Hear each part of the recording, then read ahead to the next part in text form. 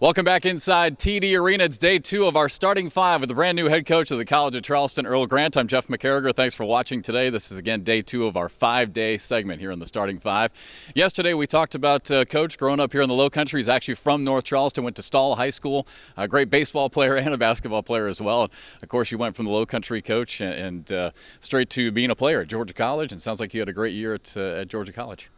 Yeah, Georgia College was good. I had a great what I learned there was I had a great mentor in the guy that was my coach, Terry Sellers. Just did a great job of forming a team and making us play together. We had a close-knit group. He did some unique things. He took us to church. He brought us to his house all the time. We ran hills. We did a lot of different unique conditioning drills just to form some camaraderie. And he was unbelievable. Going to Milledgeville, Georgia, I never heard of Milledgeville, Georgia before I went there. And assistant coach came down by the name of Pete Strayhorn and picked me up one day from Spartanburg Methodist, took me down, and I loved the place. And what I remember is just the spirit, again, a competitive spirit with the players that were there, and a lot of good guys, high-character guys. So me, along with one of my junior college teammates, we decided to go together. And it was a great experience for us. We ended up making it to the NCAA Elite Eight. My senior year, we were 2 games away from winning the national championship. Wow, so a great career at Georgia College. We didn't get a chance to talk about it too much yesterday, but how much did you take? You're a great player at Stall High School. You guys had some really good teams, I think. How much did you take from Stall High School? And I know you give a lot of credit to your high school coach. How much did you take with you to college? He taught me how to compete.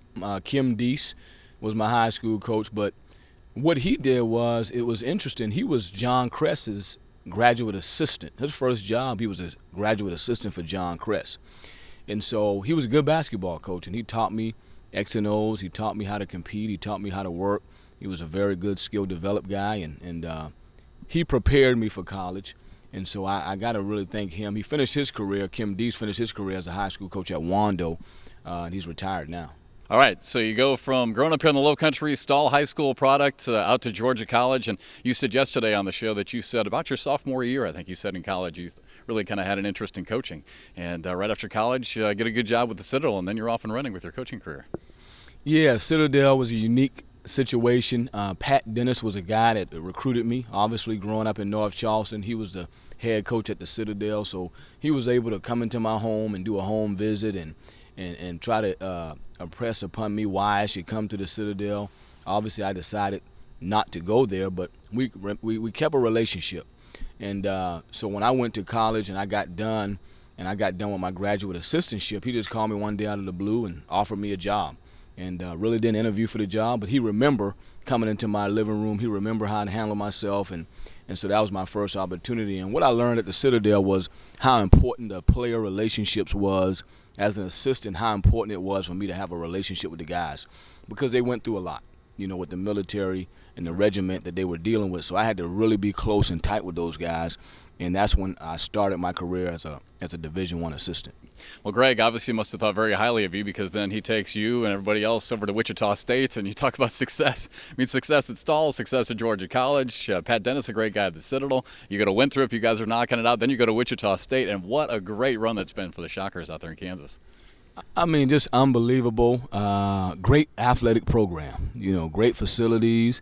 They had great fan support, and that's one of the things I look forward to here. I think that 5,100 seats in this arena, the fans are going to make the experience. They're going to be the reason why we do what we do. We need their support, and we only got 5,100 seats, which is a perfect number for this building. And I think that was one of the reasons why they had so much success. It took us a couple years to get it up and running. That first year at Wichita State, we didn't inherit as much talent as I am inheriting here. And so it wasn't the same. That first year we only won 10 games. The second year we won 18. And the third year we won 25. And so it took us time to build it. But again, the fan support had a lot to do with that success because it was one of the toughest places to play in college basketball. Yeah, we've actually been there. We were out there for the NIT a couple of years ago with Andrew Godlock. So Godlock went for 39 points, and we still lost. Some great atmosphere out there, but you're right. Hopefully we can translate that back here to TD Arena. This is day 2 of our starting 5 with a brand new head coach here at the College of Charleston, Earl Grant. And Coach has wrapped things up. Obviously, after Wichita State, you headed to the ACC with Brad Brownell. What a great time it's been for you up with the Tigers. Yeah, great experience. Brad was an unbelievable man. He was a family man. He was a man of high integrity and really did it the right way. He taught me to really look into the kids that you bring into your program and make sure that the kids can do the schoolwork, the kids can be great ambassadors in the community, and they are team guys. Obviously, they have to be talented, but they have to be coachable. They have to have the right attitude. And so not just looking for a guy that's talented, but a guy that's a full package. And he would not bend on it. He would not jeopardize the integrity of the program for talent. He always made sure that we had the right guys that fit Clemson. Day 2 of our starting 5 with the head coach of the College of Charleston, Earl Grant. Tomorrow it all comes full circle as Coach went from the Citadel to Winthrop to Wichita State to Clemson and now back here in the Low Country with the College of Charleston. So more with head coach Earl Grant tomorrow as we continue on our starting 5 segment right here on cofcsports.com.